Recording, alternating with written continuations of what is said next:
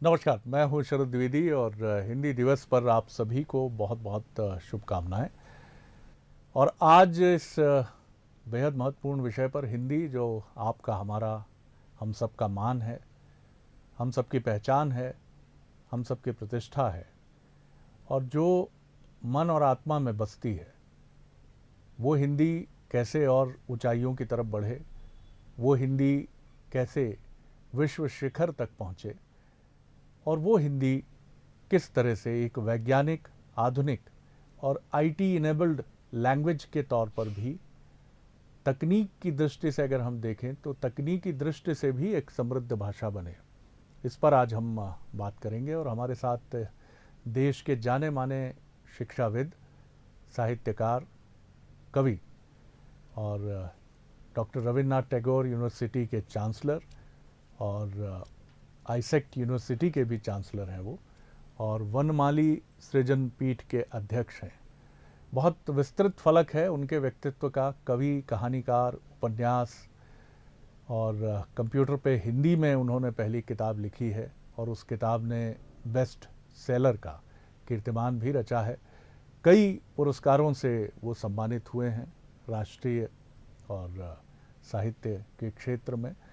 और सबसे महत्वपूर्ण बात है कि एक शिक्षाविद होते हुए भी और एक ऐसे शैक्षणिक संस्थान से जुड़ते हुए भी जिसका विस्तार देश के 27 राज्यों में और 3 यूनियन टेरिटरी जो हमारी हैं, केंद्र शासित जो राज्य हैं उन तक है, लेकिन इसके बाद भी वो हिंदी के प्रति जो उनकी संवेदना है, उनका मन है, उनका कर्म है, वो निरंतर इस तरह के आयोजन करते रहते हैं, चाहे वो विश्व रंग हो या फिर वनमाली सृजन पीठ के ज़रिए वो करते हों। और अपने पिता को भी वो बहुत विनम्रता से याद करते हैं, जो खुद एक बहुत नामचीन और जाने माने कथाकार रहे हैं। तो मुलाकात करिए, मेरे साथ हैं जाने माने शिक्षाविद, साहित्यकार संतोष चौबे जी। मैं बहुत स्वागत करता हूं संतोष जी आपका बंसल न्यूज़ पर। जी नमस्कार। जी नमस्कार। सबसे पहले नमस्कार जी नमस्कार। मैं आपको यही बधाई दूंगा कि अपनी सीमा, अपनी मर्यादा से कहीं आगे जाकर आप हिंदी के प्रति अपने समर्पण को हमेशा आगे रखकर आप काम करते रहे हैं। बहुत कठिन होता है, चुनौती होती है, लेकिन ये आपके भीतर का एक हिंदी प्रेम है। एक ऐसे परिवार से हैं आप जहां साहित्य आपकी रग रग में रचा बसा है, ख़ासतौर से हिंदी। पहला मेरा प्रश्न यही होगा कि आज आप हिंदी की जो स्थिति भारत में देखते हैं, एक शिक्षाविद के नाते, एक खुद एक सृजनशील व्यक्तित्व होने के नाते, किस तरह से आप देखते हैं हिंदी आज आप भारत में कहाँ खड़ी नजर आती है आपको? जी जी जी। धन्यवाद शरद जी। सबसे पहले तो मैं आपको हिंदी दिवस की बधाइयाँ दूं। बिल्कुल, आपको आज भी पूरे देश में हिंदी दिवस मनाया जा रहा है। जी जी। और मुझे ऐसा लगता है कि हिंदी के सामने अगर कभी कोई बहुत बड़ा अवसर था तो वो आज है। इसके पहले हिंदी की उस तरह से विस्तार के बारे में बात नहीं हो सकती थी, क्योंकि टेक्नोलॉजी जो है वो अब उपलब्ध है जो इस काम को कर सकती है जी। और एक और तो भारत में व्यापार और भारत एक बहुत ही शक्तिशाली देश के रूप में उभरा है। भारत को बड़े बाजार के रूप में देखा जा रहा है। भारत को शिक्षा और व्यापार के बड़े केंद्र के रूप में देखा जा रहा है। और दूसरी ओर टेक्नोलॉजी अभी ऐसी उपलब्ध है कि वो आपको विस्तार करने में, उसका मदद करने में बहुत तेजी से पूरे विश्व में फैला सकती है। मैं आपको बताऊं कि अभी हाल में ही जो हम लोगों ने विश्व रंग किया था, उसमें देश भर के लगभग 30 राज्यों से लोग आए थे जी। विश्व भर के लगभग 50 देशों के लोग यहाँ उपलब्ध थे। और आपको जान के ये आश्चर्य होगा कि विश्व में करीब करीब 113 ऐसे संस्थान हैं जहाँ पर हिंदी पढ़ाई जाती है। जी हाँ। अगर हिंदी का महत्व नहीं बढ़ रहा होता तो ये कैसे हो पाता? तो मुझे लगता है कि बहुत बड़ा अवसर है और हमें इसका आकलन करना चाहिए। और पहले जो भी हुआ हो, लेकिन अब हिंदी की स्थिति मुझे लगता है अच्छी है और उसके सामने अवसर भी बहुत सारा है। सर, आपने बहुत ही आशावादी नज़रिए से, दृष्टिकोण से इस बातचीत की शुरुआत की है और मुझे ये बहुत अच्छा लगा जी कि आज हिंदी के सामने अवसर भी है जी और तकनीक से जुड़कर अपनी पैठ को और आगे बढ़ाने के लिए भी एक मंच उसके लिए खुला है। हिंदी में कंप्यूटर पर आपकी पुस्तक है जो बड़ी चर्चित भी है और बेस्ट सेलर भी है। ये एक बड़ी चुनौती हमारे सामने रही है और ये कहा भी गया कि जो जर्मनी या जापान या चीन या और कुछ यूरोप के कुछ मुल्क रहे जिन्होंने अपनी ज़ुबान में तकनीकी किताबों की तर्जुमानी की, उनको बदला, उनका अनुवाद किया और वो अपने युवाओं को स्वयं की भाषा में शिक्षित कर पाए। हिंदी के साथ ये चुनौती आरंभ से रही। आप किस तरह देखते हैं इसको और थोड़ा अपनी पुस्तक के बारे में भी हमें बताइए। जी जी जी जी जी शरद जी, मेरा ऐसा मानना है कि सिर्फ हिंदी साहित्य के पे काम करते हुए हिंदी का बहुत विस्तार नहीं हो सकता है। जी, यानी सिर्फ अगर हम साहित्य पे केंद्रित रहेंगे, हम कविता, कहानी, उपन्यास पे केंद्रित रहेंगे, वो एक बहुत ज़रूरी कंपोनेंट है और शुरुआत में कलाओं और साहित्य में ही भाषा प्रतिफलित होती है। लेकिन अगर भाषा को पल्लवित होना है, अगर भाषा को विस्तृत होना है, अगर भाषा को बड़ा होना है, अगर भाषा को विस्तारित होना है, तो उसमें अन्य विषयों का आना भी बहुत ज़रूरी है। जी, वो विज्ञान हो, वो अर्थशास्त्र हो, वो राजनीति शास्त्र हो, वो वैचारिकी और सैद्धांतिकी हो, इस सब का हिंदी भाषा में और अन्य जिस भाषा को आगे बढ़ना है उसमें आना बहुत ज़रूरी है। मैंने लगभग 1985, अब लगभग 30-35 साल हो गए, जब कंप्यूटर्स हमारे यहाँ आ ही रहे थे, उस समय इस किताब के बारे में सोचा। उस समय मैं विज्ञान के प्रचार प्रसार का काम करता था और मुझे ऐसा लगता था कि यदि हमें अपने ग्रामीण जनों तक पहुंचना है, अगर हमें भारतीय जन जन तक पहुंचना है, मासेस तक पहुंचना है, तो हमें विज्ञान के प्रचार प्रसार का काम हिंदी में करना पड़ेगा। उसके पहले कंप्यूटर क्रांति की बहुत सारी बात हो रही थी, कंप्यूटर का पोटेंशियल हम सब जानते थे, लेकिन ये मैंने पहली बार रियलाइज़ किया कि हमें कंप्यूटर के ज्ञान को ग्रामीण क्षेत्रों तक पहुंचाने के लिए हिंदी में बातचीत करना शुरू करना पड़ेगा। हमें शायद टाई नहीं पहननी पड़ेगी, हमें शायद सूट नहीं पहनना पड़ेगा और हमें अपनी भाषा में इसको वहाँ तक ले जाना पड़ेगा। तो ये कंप्यूटर परिचय जो किताब थी, ये पहले ही वर्ष में 1986-87 की बात है, मध्य प्रदेश हिंदी ग्रंथ अकेडमी ने इसको छापा जी, और ये शुरुआत से ही लगभग 1 लाख पहले वर्ष में बिकी और आगामी लगभग 5 सालों में 1 मिलियन या 10 लाख प्रतियां इसकी मध्य प्रदेश में, छत्तीसगढ़ में, बिहार में, राजस्थान में, उत्तर प्रदेश में बिकी और ये एक तरह की टेक्स्ट बुक बन गई सभी उन लोगों के लिए जो कंप्यूटर को जानना चाहते थे। जी, तो इससे ये सिद्ध हुआ कि हमारे लोगों में ज्ञान विज्ञान की बड़ी भूख है कि भाषा इसकी पूर्ति कर सकती है, कि कंप्यूटर को अगर ग्रामीण क्षेत्रों में जाना है तो वो इस भाषा के माध्यम से जा सकता है। और आगे चलकर इस किताब के आधार पर बहुत सारे स्कूलों ने और बहुत सारे महाविद्यालयों ने अपने कोर्सेज बनाए और उस किताब का बड़ा विस्तार हुआ। तो मुझे लगता है कि एक तरह का ये क्रांतिकारी कदम था और ये मानना गलत है कि हिंदी में संप्रेषण नहीं हो सकता है। जी जी, हम लोगों ने लगभग वो शब्दावली का प्रयोग किया जो आम बोलचाल की भाषा थी, कंप्यूटर को कंप्यूटर ही रहने दिया और उससे लोगों को बड़ा अच्छा लगा, मज़ा आया और किताब अब लगभग मैं कहूँगा कि एक स्टैंडर्ड बुक है जो कि सभी जगह पर पढ़ी जाती है। बहुत अच्छी बात आपने कही और बहुत बधाई। और मुझे लगता है कि और भी पुस्तकें आपने प्लान की ही होंगी या उन पे कुछ पे काम चल रहा होगा। आपने बड़ी अच्छी बात की कि हिंदी का वो स्वरूप हमें लेकर आगे बढ़ना है जो स्वरूप जटिल और क्लिष्ट ना हो, यानी वो एक ऐसी सर्व समावेशी भाव की हिंदी हो जो दूसरी भाषाओं के प्रति किसी दुराग्रही भाव से ग्रस्त ना हो। जैसे आपको मैं थोड़ा याद दिलाऊं कि हिंदी का सबसे ज़्यादा नुकसान हिंदी की जटिल शैली ने या उसमें कठिन संस्कृत भाव के शब्दों के आने से टंकणालय, मुद्रणालय, लघु शल्यागार, मिनी ऑपरेशन थिएटर को, ये भाषाएं अब तो बहुत कम हो गई, लेकिन मुझे याद है कि मैं जब स्कूल्स में था तो मैं भोपाल के एक हॉस्पिटल में जाकर यही पूछता था कि लघु शल्यागार का क्या मतलब है।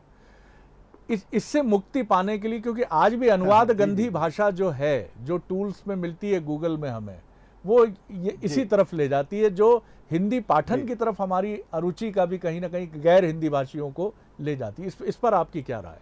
जी जी जी। देखिए, मैंने शुरू से ये माना है और इसका मैं व्यवहार में भी लाता हूँ कि जो वैज्ञानिक शब्दावली आयोग है वो महत्वपूर्ण काम कर रहा है, भारत सरकार का संस्थान है, अच्छा काम कर रहा है, लेकिन अंततः हमको बोलचाल की भाषा में ही संप्रेषण करना है। और विज्ञान विषयों में तो हमको विशेषकर ये ध्यान रखना है कि हम उसको बहुत क्लिष्ट ना बनाएं। एक और भी बात है कि हमारी भाषा तो लगभग 100-150 साल पुरानी ही है, मतलब अगर भारतेंदु काल को मान लें और जो 1876-1875 के आसपास है, तो हमारी भाषा अभी लगभग 125-150 साल पुरानी है और बहुत यंग भाषा है। इसमें ऐसे बहुत से काम नहीं हुए हैं जो कि अन्य भाषाओं ने शायद कर लिए होंगे। तो जब हम कंप्यूटर की ईजाद होती है या कोई नए संयंत्र की ईजाद होती है, तो देखना पड़ेगा कि हमारे यहाँ उसका जो लोकप्रिय स्वरूप है उसी में हम लोगों से बातचीत करें, और ये मैंने हर समय मेंटेन किया। तो मेरी अनुवाद की भाषा भी बहुत सहज है। जैसा आपने कहा कि आपने और किताबें की होंगी, तो लगभग 42 किताबें हमने कंप्यूटर, इलेक्ट्रॉनिक्स और अन्य विषयों पे की, और ये सारी किताबें अब जटिलतम, मतलब प्रोग्रामिंग के विषयों पर, इवन डिजिटल मार्केटिंग के ऊपर, इंटेलिजेंस के ऊपर, ऐसे बहुत सारे एडवांस विषय हैं, उन पर भी ये किताबें उपलब्ध हैं। और मुझे लगता है ये किया जा सकता है अगर हम छात्र की दृष्टि से देखें और ज़्यादा शब्दावली के चक्कर में ना पड़ें, हम संप्रेषित करने का काम करें। तो और विज्ञान पे भी जैसे आप बात कर रहे हैं, तो हमने आधुनिक विज्ञान के विषयों पे भी लगभग 50 और किताबें अन्य लोगों से लिखवाई हैं। वो दूर संचार के बारे में है, वो सैटेलाइट कम्युनिकेशन के बारे में है, वो एटॉमिक एनर्जी के बारे में है, और लगभग 50 लोकप्रिय विज्ञान की किताबों को भी अपन ने तैयार किया है। एक पत्रिका भी निकालते हैं जो इलेक्ट्रॉनिकी के नाम से है, लगभग 35 वर्षों से निकल रही है। ये आपको जान के आश्चर्य होगा कि हिंदी की पत्रिका है, इलेक्ट्रॉनिक्स और कंप्यूटर की पत्रिका है, विज्ञान की पत्रिका है। अब देश की एकमात्र पत्रिका है जो लगभग 35-40 हज़ार कॉपीज बच्चों के पास तक जाती है, और खूब लोकप्रिय पत्रिका है। देश के सारे विज्ञान लेखक उसमें लिखते हैं, हिंदी भाषा में लिखते हैं। तो मुझे लगता है काम किया जा सकता है, हमारी इच्छा शक्ति उस तरह की होनी चाहिए। बिल्कुल, आपने ठीक कहा। हिंदी को वैश्विक मंच पर एक प्रतिष्ठित करने की जो बात है, उस दिशा में आप क्या सोचते हैं? मैं हमेशा देखता हूं कि जो अनुवाद गंधी पुस्तकें हमें उपलब्ध हैं विश्व के श्रेष्ठ साहित्य की, एक तो हिंदी में अनुवाद उन पुस्तकों का काफ़ी विलंबित होता है। अंग्रेज़ी की कोई पुस्तक या कोई भी चर्चित पुस्तक दुनिया की हिंदी में अनुवाद में वो काफ़ी वक्त ले लेती है, जबकि भारत में ही वो रीजनल जो लैंग्वेजेस दूसरी हैं, मराठी, तमिल, कन्नड़, उसमें वो हिंदी से पहले अनुदित हो जाती है। और यही वजह है कि और जब मैं पढ़ना शुरू करता हूँ उसको हिंदी में, तो मैं उसको उतना रुचिकर नहीं पाता। मुझे लगता है कि या तो इसको अंग्रेज़ी में ही पढ़ लिया जाए, हिंदी में उतना मज़ा नहीं आ रहा है। प्रोफेसर युवाल नोवा फरारी की किताब है होमो सैपियंस पर, जो इजराइल के जाने माने प्रोफेसर हैं। अब ये जो प्रक्रिया है, क्या आपको लगता है विश्वविद्यालय इसमें महत्वपूर्ण भूमिका निभा सकते हैं? ट्रांसलेशन एक विधा है जिसमें हमें पारंगत करना चाहिए। डबिंग आज मुंबई फिल्म जगत में और भारतीय सिनेमा जगत में एक बहुत महत्वपूर्ण बात है। तो किस तरह से हम इसको वोकेशनल रोजगार से कैसे जोड़ सकते हैं? जी जी। नहीं, बिल्कुल सही, आपने बिल्कुल सही बात कही है। मैं आपको अपना विश्वरंग का अनुभव और अपना जो नेटवर्क है उसका अनुभव बताता हूँ जी। विश्वरंग जब हमने आयोजित किया तो इस आधार पे ही किया था कि हिंदी का प्रचार प्रसार करना है, लेकिन उसका पहला आधार यह था कि हिंदी और भारतीय भाषाओं को बराबरी से रखा जाए और हिंदी और भारतीय भाषाओं के बीच में कोई द्वंद्व न दिखे, न द्वंद्व क्रिएट किया जाए। तो पहली बात तो यह है कि हमको हिंदी और भारतीय भाषाओं को यदि वैश्विक समझ बनानी है तो एक फ्रंट के रूप में लेना पड़ेगा। दूसरी ओर हिंदी को अपनी बोलियों से भी सीखना है। तो हुआ यह है कि हिंदी का जो रस था, जो उसकी बोलियों में रस था, वो छत्तीसगढ़ी हो, वो मालवी हो, वो ब्रज हो, वो अवधी हो, वो भोजपुरी हो, ये जो बोलियां थी जहाँ से कि जमीनी रस भाषा में आता था, एक तो वो कट गया। और दूसरा हमने भाषा को अन्य भारतीय भाषाओं के खिलाफ खड़ा कर लिया। तो हमने शायद उतना ना किया हो, लेकिन अन्य भाषाएं उसको प्रतिद्वंदी के रूप में देखती हैं जी। तो पहला काम तो हमें इस पर्सपेक्टिव को ठीक करना है, इस परिप्रेक्ष्य को ठीक करना है, और हमें भारतीय भाषाओं के साथ समग्रता के रूप में देखना चाहिए, और बोलियों का रस जो है वो लगातार इसमें आते रहना चाहिए। बोलियां हमारी प्रतिद्वंदी नहीं है, वो हमारी सहयोगी हैं, सहोदर हैं, और उनके साथ काम करना चाहिए। तो ये स्टैंड हमने विश्व रंग में लिया था, खूब लोकप्रिय हुआ। बोलियों के कवि भी आए, भारतीय भाषाओं के कवि भी आए, विश्व के जो लोग आए थे, मतलब रशिया, उज्बेकिस्तान और अन्य जगहों से, उनको लगा कि ये पहली बार इस तरह की कोई बात भारत में देखने मिलती है। मैं आपको बताऊं कि एक यूटा ऑस्टिन है जो इंग्लैंड में हिंदी पढ़ाती हैं, तो उन्होंने ये कहा कि देखिए, भारतीय भाषाओं में, हिंदी में विशेषकर, विद्वान तो बहुत सारे हैं, लेकिन हिंदी के प्रेमी कम हैं। हिंदी के प्रेमी तो हमें सिर्फ विद्वान ही नहीं बल्कि प्रेमी पैदा करने हैं जो कि हिंदी की अन्य भाषाओं के साथ प्रेम करते हो जी। अब आपने रोजगार की बात की, तो रोजगार के बारे में मेरा खुद का अनुभव ये है कि जिस किताब का आप जिक्र कर रहे थे, वो किताब आगे चलकर एक स्कूल के टेक्स्ट बुक के रूप में बनी।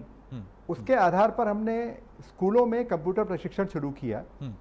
अब ये स्कूलों में होते होते बाहर कम्युनिटी और समाज में आया, और आप अगर आज मध्य प्रदेश में किसी भी पटवारी से बात करेंगे, किसी भी पुलिस वाले से बात करेंगे, किसी भी आंगनवाड़ी कार्यकर्ता से बात करेंगे, बहुत सारे ग्रास रूट लेवल के वर्कर्स से बात करेंगे, तो आप पाएंगे कि वो सारे लोग इस कंप्यूटर एक परिचय की प्रक्रिया से गुजरे हैं, और उनको रोजगार मिलने में इससे बहुत मदद मिली है। तो रोजगार का सृजन तो हमारी भाषाओं में ही हो सकता है, ये मेरा मानना है। और विशेषकर जो तृणमूल स्तर का रोजगार है वो हमारी भाषाओं में ही होगा। यदि हम किसी और भाषा में बातचीत करते हैं तो हम उनके दिमाग पर एक द्वैत पैदा करते हैं। पहले वो उस भाषा को सीखें, फिर इस कौशल को सीखें। तो बेहतर यह है कि हम सीधे कौशल में जाएं, बोलचाल की भाषा में जाएं, उनसे बातचीत करें। और रोजगार का सृजन, हमारे पास लगभग 25,000 ऐसे अभी ग्रामीण केंद्र हैं जो सारे हिंदी क्षेत्रों में काम करते हैं। लगभग 5,000 बैंकिंग कियोस्क हैं। ये सारे लड़के 10वीं 12वीं पास बच्चे हैं जिन्होंने कि कंप्यूटर सीखा, अपनी भाषा में सीखा, और अब वो फाइनेंशियल सेवाएं प्रदान कर रहे हैं। तो रोजगार के सृजन के लिए बहुत ही आवश्यक है कि अपनी भाषा का उपयोग किया जाए। मुझे लगता है उसमें तो कोई द्वैत है ही नहीं। बिल्कुल, आपने बहुत सुंदर बात कही, बहुत अच्छी बात कही आपने। लेकिन फिर भी एक कठिनाई मैं देखता हूँ इसको कि जब ATM के लिए हम जाते हैं और हिंदी भाषा का चयन कर लेते हैं, या फिर किसी विदेश में बने मोबाइल का हम उपयोग करते हैं और वहाँ हिंदी भाषा का हम चयन कर लेते हैं, तो हमें लगता है कि इससे अच्छी तो अंग्रेज़ी ही थी। जिस तरह की भाषा का वहाँ उपयोग हो रहा है वो हिंदी है जो विशुद्ध रूप से अनुवाद की जटिल प्रक्रिया में उलझी हिंदी है। इस समस्या से भी हमें जूझना होगा कि उन कंपनी से जो भारत के बाहर बनाती हैं मोबाइल, या बैंकिंग सेक्टर जो हमारा है, आज भी आकलन, विकलन, समायोजन, अब ये जो शब्द हैं आकलन, विकलन, समायोजन, ये मुझसे भी आप पूछ लेंगे तो मैं नहीं बता पाऊंगा कि इन तीनों का सही अर्थ क्या है। इससे कैसे निपटा जाए सर? जी जी जी जी जी जी नहीं, मुझे लगता है कि ये जो विदेशी कंपनियां हैं उनको अच्छे अनुवादकों की ज़रूरत है।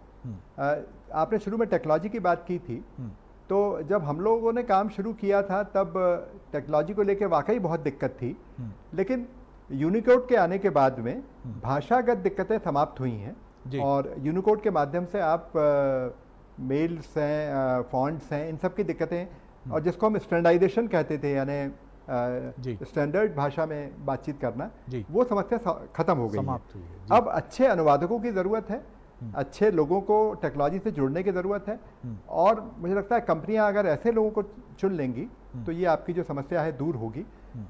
एक और बात भी हुई है कि ग्राफिकल इंटरफेस के आने के बाद में भाषा थोड़ी कम महत्वपूर्ण हो गई है। ग्राफिकल इंटरफेस है, आप देखकर बहुत सारी चीज़ें समझ सकते हैं, और उसके माध्यम से भी भाषा थोड़ी सी गैर महत्वपूर्ण हो गई। पर मैं बात कर रहा था मेल्स भेजने के बारे में, हिंदी के ट्रांसलेशंस के बारे में, हिंदी का जो ट्रांसक्रिप्शन है उसके बारे में, स्पीच टू टेक्स्ट के बारे में। तो ये जो सुविधाएं अब आई हैं, इससे भाषा के विस्तार की बहुत संभावना बनी है। अनुवाद हमें डेफिनेटली अच्छा करना पड़ेगा। बिल्कुल, आपने ठीक कहा, मैं सहमत हूँ आपसे। जी जी मैं ये भी देखता हूँ कि रोज़गार से जब हिंदी जुड़ती है तो हमें किसी बहुत ज़्यादा प्रयास की ज़रूरत नहीं पड़ती है और वो बहुत तेज़ी से लोकप्रिय होती है। आज मैं दक्षिण भारत से आने वाली अनुदित फिल्मों को मैं देखता हूँ या हॉलीवुड की अंग्रेज़ी फिल्मों को हिंदी में अनुदित देखता हूँ तो मैं शायद ये सोचता हूँ कि किसी विश्वविद्यालय की इसमें उतनी भूमिका नहीं है और वो बड़ी दक्षता से वो अनुवाद हुआ है। बहुत ही बढ़िया उसमें डबिंग है, बहुत अच्छा शब्दों का शब्दानुवाद है। इसको और कैसे हम रोजगार की भाषा के रूप में विकसित कर सकते हैं सर हिंदी को? जी। आपने अभी ये विश्वविद्यालयों की भूमिका के बारे में बात की थी, उस पर मैं थोड़ा सा टिक कर बात करना चाहूँगा। जी। ये स्कूल ऑफ ट्रांसलेशंस असल में अनुवाद को हमारे यहाँ कभी बहुत महत्वपूर्ण काम माना ही नहीं गया। बहुत अच्छी बात। मैंने जर्मन दार्शनिकों के, अंग्रेजी लेखकों के, स्पेनिश लेखकों के हिंदी अनुवाद किए हैं, अंग्रेजी के माध्यम से किए हैं, लेकिन वो अनुवाद उतने प्रांजल भाषा में किए गए हैं जो अभी लगभग ओरिजिनल का मदा देते हैं। मतलब जैसा आप ओरिजिनल पढ़ेंगे वैसा मदा देते हैं। वाह। तो हमें अनुवाद का वाकई बहुत बड़ा काम करना चाहिए और हमारे विश्वविद्यालय में एक स्कूल ऑफ ट्रांसलेशन हमने बनाया है।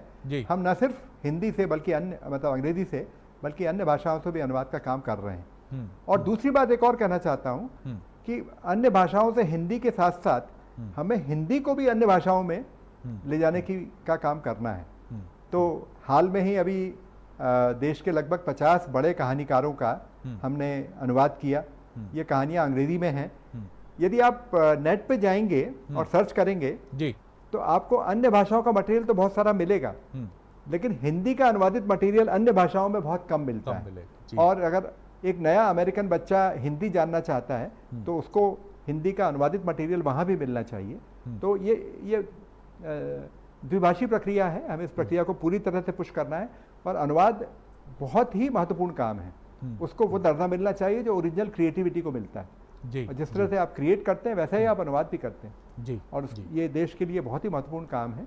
प्रत्येक विश्वविद्यालय में एक स्कूल ऑफ ट्रांसलेशन होना चाहिए। अभी हाल में भारत सरकार की जो नई शिक्षा नीति आई है उस पर मैं एक बात कहना चाहता हूँ कि उसमें एक स्कूल ऑफ ट्रांसलेशन को प्रमोट करने की बात की गई है। केंद्रीय हिंदी संस्थान को और ताकत दी गई है। केंद्रीय जो भारतीय भाषाओं के संस्थान है उनको थोड़ी ताकत दी गई है। और ये कहा गया है कि जो स्कूल है हमारा, मतलब मातृभाषा में प्राथमिक शिक्षा को पढ़ाने को कंपलसरी किया जाए। ये मुझे लगता है बहुत ही ज़रूरी कदम है और ये हमारी मानसिकता को बदलने का काम करेगा। तो जो प्ले स्कूल है, पहली दूसरी कक्षाएं हैं, 5वीं तक का जो पढ़ाई लिखाई है, उसमें अगर बच्चा अपनी भाषा में चला गया तो वहाँ से फिर वो भाषा का प्रेम नहीं छूटेगा और वो भाषा बनी रहेगी। तो ये दोनों काम बहुत अच्छे हुए हैं अपनी मातृभाषा में पढ़ाने के बारे में, और कम से कम 5वीं तक, और उसके बाद स्कूल ऑफ ट्रांसलेशन जैसे संस्थान बनाने में। और अब गूगल वगैरह ने ये कर दिया है संभव कि 8-10 भाषाओं में एक साथ अनुवाद हो सके। तो टेक्नोलॉजी अपनी दिशा में आगे बढ़ रही है, मुझे लगता है काफ़ी मददगार रहेगी। जी, कंक्लूड कर रहा हूँ सर, वक्त कम है इसलिए, लेकिन बहुत अच्छा लगा आपसे बात करके। दो मेरे प्रश्न इसमें रहेंगे, दोनों का संक्षिप्त उत्तर आपसे चाहूँगा। पहला मेरा प्रश्न है, आपने कहा कि हमें हिंदी दूसरी भाषाओं को भी अपनाना होगा जिससे हमारी हिंदी को सबसे पहले तो हमारे अपने देश में सम्मान मिले। हम दक्षिण भारतीयों से या हिंदी भाषियों से तो हिंदी सीखने की अपेक्षा रखते हैं, लेकिन हिंदी भाषी अपने जीवन काल में हिंदी और अंग्रेजी के अलावा, और कई बार सिर्फ हिंदी के अलावा किसी और भाषा में उसका कोई भी उसकी निष्णात उसका तत्व नहीं होता है। क्या आपको लगता है कि हिंदी भाषी राज्यों में ये एक स्वैच्छिक प्रक्रिया शुरू होनी चाहिए कि तमिल, मराठी, कन्नड़, तेलुगु, खासतौर से दक्षिण भारतीय भाषाओं से, जिससे एक उत्तर और दक्षिण के बीच एक पुल बन सके, और ये भाषा का पुल होगा तो हम दोनों बहुत करीब आएंगे, करीब तो हैं और अधिक करीब आएंगे। और दूसरा, कुछ ऐसा बिंदु जो आपको लगता हो इस बातचीत में छूटा हो तो उसमें आपके सुझाव हमें और मिल जाए। बस ये 2 प्रश्न है मेरे, कंक्लूड करूंगा फिर। जी, तो पहला बहुत जल्दी से जवाब दूंगा। मुझे लगता है कि हमें ज़रूर एक न एक और भाषा हमारे जो देश की है सीखना चाहिए। सरलता की दृष्टि से यहाँ जो देवनागरी लिपि में लिखी जाने वाली भाषाएं हैं, जैसे कि मराठी है और उसके आसपास की जो भाषाएं हैं, ऊपर हमारे यहाँ अन्य ऐसी भाषाएं भी जो देवनागरी में लिखी जाती हैं, तो ज़्यादा आसानी से सीखी जा सकती हैं। लेकिन एक समय था जब मैं बंगाली सीखने के प्रति काफ़ी कमिटेड था और मैंने बंगाली सीखी भी थी। वाह। तो वो सीखी जा सकती हैं भाषाएं, और हमें ज़रूर, मैं आपसे सहमत हूँ, साउथ की एक भाषा, दक्षिण की एक भाषा ज़रूर सीखनी चाहिए। ये मैं इससे एक जो सौहार्द बनेगा, ये बड़ी बात है। बड़ी बात है। एक बात जो विज्ञान साहित्य की रह गई थी, वो मैं आपसे कहना चाहूँगा कि विज्ञान साहित्य को, अब क्योंकि ये युग विज्ञान का है और बहुत सारी चीज़ें हमारे आसपास गुजर रही हैं, तो विज्ञान साहित्य को प्रमोट करने के बारे में, विज्ञान कथा को प्रमोट करने के बारे में, जैसे फैंटेसी एक चीज़ है जिसको कि हमारी कथा में आना चाहिए। तो जैसा आसिमोव है वहाँ पर, या ऐसे बहुत सारे लोग हैं जो कि विज्ञान फैंटेसी पे काम करते थे। हमने ओरवेल की किताब के बारे में 1984 का बहुत जिक्र किया जी।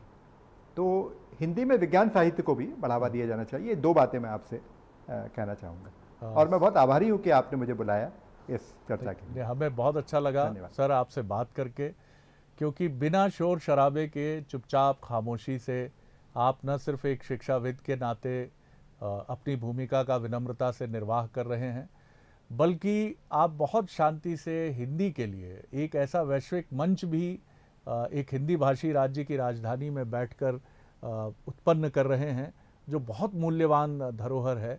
और निश्चित तौर पर इसके पीछे जो संसाधन लगते हैं, चाहे वो वित्तीय हों, चाहे वो मैनेजरियल लेवल पर प्रबंधकीय दृष्टि से हों, वो सब कोई बहुत आसान काम नहीं है।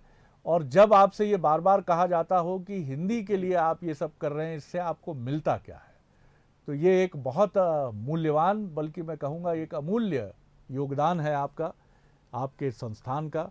सर बहुत अच्छा लगा। मैं आपको फिर एक बार हिंदी दिवस की शुभकामनाएं देता हूं, और अपेक्षा रखूंगा कि जिस विनम्रता से, जिस दृढ़ता से, जिस प्रतिबद्धता से आप बिना विचलित हुए, बिना अपेक्षा रखे हुए एक निष्काम योगी की तरह आप बढ़ रहे हैं अपने कर्तव्य पथ पर, आप उसको अबाधित रूप से जारी रखें। और हम सब की अहर्निश शुभकामनाएं आपके प्रति हैं, आपके संस्थान के प्रति हैं। बहुत धन्यवाद। बहुत धन्यवाद। तो ये थे जाने माने शिक्षाविद, चांसलर आइसैक यूनिवर्सिटी के, रविन्द्रनाथ टैगोर यूनिवर्सिटी। आपने सुने उनके विचार कि उनकी पुस्तक जो कंप्यूटर पर थी उसने कितना धूम मचाई, और इसीलिए वो कहते हैं कि विज्ञान फैंटेसी पर हमें हिंदी पर काम करना चाहिए।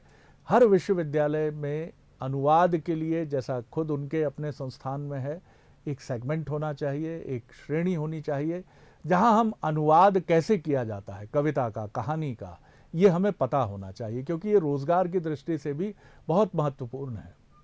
क्योंकि इस भाषा को सीख कर आप पूरी दुनिया के लिए खुल जाते हैं, क्योंकि दुनिया का श्रेष्ठ साहित्य, वो चाहे पुस्तक के रूप में हो या डिजिटल वर्ल्ड में हो, उसके अनुवाद की बहुत इम्पॉर्टेंस है। तो अनुवाद एक बहुत ही महत्वपूर्ण बात है, और हिंदी के विकास के लिए हम इन सारी चीज़ों से, जिनका संतोष जी ने जिक्र किया, हम आगे बढ़ सकते हैं। तो हिंदी दिवस पर आप सभी को एक बार बहुत शुभकामनाएं, और गर्व से भरिए कि आप और हम हिंदी भाषी हैं। बहुत बहुत धन्यवाद, और मुझे दीजिए इजाज़त। बने रहिए बंसल न्यूज़ पर, खबरों का सिलसिला लगातार जारी है। नमस्कार।